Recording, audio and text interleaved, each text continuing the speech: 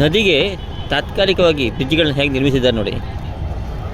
ನಾನು ಬೆಳಗ್ಗೆ ನಿಮಗೆ ತೋರಿಸೋಕ್ಕೆ ಪ್ರಯತ್ನ ಪಟ್ಟೆ, ಆದರೆ ಬೆಳಗ್ಗೆ ಸಂಪೂರ್ಣ ಮಂಜು ಮುಸುಕಿದ್ರಿಂದ ನಿಮಗೇನು ಕಾಣಿಸ್ತಾ ಇರಲಿಲ್ಲ. ಇಲ್ಲಿ ನೋಡಿ, ಈ ಥರ ಒಂದು ಯೂನಿಟ್ಗಳನ್ನು ತಂದು ಇಲ್ಲಿ ಫಿಕ್ಸ್ ಮಾಡಿದ್ದಾರೆ, ನದಿಗೆ ಇಟ್ಟಿದ್ದಾರೆ. ಇದ್ರ ಮೇಲುಗಡೆ ಸ್ಟೀಲ್ ಬ್ರಿಡ್ಜ್ಗಳನ್ನು ನಿರ್ಮಾಣ ಮಾಡಿದ್ದಾರೆ.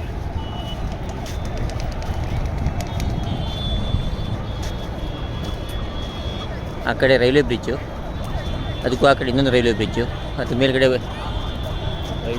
ಹೈವೇ, ಅದರ ನಂತರ ಕೆಳಗಡೆ ಎಲ್ಲ ಹೀಗೆ ಏನದು ಈ ಕುಂಭಮೇಳಕ್ಕೆ ಅಂತ ನಿರ್ಮಾಣ ಮಾಡಿರುವಂಥ ಬ್ರಿಡ್ಜ್ಗಳು,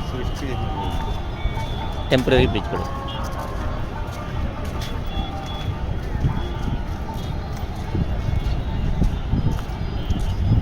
ಎಲ್ಲ ಈ ಥರ ಬ್ರಿಡ್ಜ್ಗಳು ಇಲ್ಲಿಂದ ಇಲ್ಲಿವರೆಗೂ ಇದೆ. ಎಲ್ಲ ಬ್ರಿಡ್ಜ್ಗಳು ಒನ್ ವೇ. ಈ ಕಡೆ ಒಂದು ಹೋದರೆ ಆ ಕಡೆ ಬ್ರಿಡ್ಜಲ್ಲಿ ವಾಪಸ್ ಬರಬೇಕು. ಸೊ ಈ ಕಡೆ ಹೋದವ್ರು ಇದೇ ಬ್ರಿಡ್ಜಲ್ಲಿ ವಾಪಸ್ ಬರುವಂಗಿಲ್ಲ. ಇವಾಗ ನಡ್ಕೊಂಡು ಹೋಗೋಕ್ಕೂ ಬಿಡಲ್ಲ, ಟೂ ವೇ, ಎಲ್ಲ ಒನ್ ವೇ ಮಾತ್ರ. ಇಲ್ಲಿ ನಾವು ಹೋಗೋದಕ್ಕೆ ಮಾತ್ರ ಅವಕಾಶ ಈ ಕಡೆ. ಈಗ ನಾವು ಅಲ್ಲಿ ಆ ಕಡೆ ಹೋಗಿ ಅಲ್ಲಿಂದ ಸಂಗಮಕ್ಕೆ ಹೋಗೋ ಪ್ಲ್ಯಾನಲ್ಲಿದ್ದೀವಿ. ಸೊ ಇದು ಇಲ್ಲಿನ ಒಂದು ಕುಂಭಮೇಳಕ್ಕೆ ಅಂತ ನಿರ್ಮಾಣ ಮಾಡಿರುವಂಥ ಒಂದು ಬ್ರಿಡ್ಜ್ಗಳು. ಮೊದಲೇ ಹೇಳಿದಂತೆ ಇಲ್ಲಿ ನದಿಗಳನ್ನು ಮುಚ್ಚಿ ಅದರ ಮೇಲೆ ರಸ್ತೆಗಳ ನಿರ್ಮಾಣ ಮಾಡಿದ್ದಾರೆ. ನಾವು ಅಲ್ಲೆಲ್ಲ ಏನು ತಿರುಗಾಡ್ಕೊಂಡು ಬಂದ್ವಿ ಅದೆಲ್ಲ ನದಿಗಳೇ ವಾಸ್ತವದಲ್ಲಿ.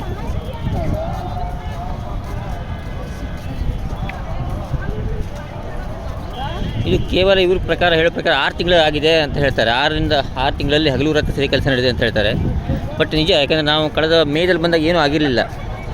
ಬಟ್ 6 ತಿಂಗಳಲ್ಲಿ ಈ ಒಂದು ಪ್ರಮಾಣದಲ್ಲಿ ಬ್ರಿಡ್ಜ್ಗಳ ನಿರ್ಮಾಣ, ರಸ್ತೆಗಳ ನಿರ್ಮಾಣ, ಅಖಾಡೆಗಳ ನಿರ್ಮಾಣ ಅಂದರೆ ಇದು ಒಂದು ರೀತಿ ಮಿರಾಕಲ್ ಅಂತಲೇ ಹೇಳ್ಬೋದು. ಯಾಕಂದರೆ ತುಂಬ ಕಷ್ಟ. ಯಾಕಂದರೆ ಇದು 3-4 ವರ್ಷದಲ್ಲಿ ಆಗುವಂಥ ಒಂದು ಕೆಲಸಗಳು ಕಂಪ್ಯಾರಿಟಿವ್ ನೋಡಿದಾಗ ಅಷ್ಟೊಂದು ದೊಡ್ಡ ಕೆಲಸಗಳನ್ನು ಇಷ್ಟು ಬೇಗ ಮಾಡಿದ್ದಾರೆ ಅಂದರೆ ನಿಜವಾಗ್ಲೂ ಆಶ್ಚರ್ಯ. ನಂಗೆ ತುಂಬ ಚೆನ್ನಾಗಿ ನೆನಪಿದೆ, ಆ ಬ್ರಿಡ್ಜ್ ಕೆಳಗಡೆ ಕಳೆದ ಸಾರಿ ಬಂದಾಗ ತುಂಬ ಸ್ಲಮ್ ಏರಿಯಾ ಥರ ಇತ್ತು. ಅಂದರೆ ಈಗ ಅಲ್ಲೆಲ್ಲ ಒಂಥರ ಈ ಜೋಪಡಿ ಪಟ್ಟಿ ಥರ ಅವರೆಲ್ಲ ವಾಸವಾಗಿದ್ದರು, ಎಮ್ಮೆಗಳೆಲ್ಲ ವಾಸವಾಗಿದ್ದು. ಈಗ ನೋಡಿದ್ರೆ ಅದು ಏನೂ ಕಾಣಿಸ್ತಾನೆ ಇಲ್ಲ, ಎಲ್ಲಿ ಅಂತ ಕಲ್ಪನೆಗೂ ಸಿಗ್ತಾ ಇಲ್ಲ. ಆ ಥರ ಒಂದು ಸ್ಥಳ.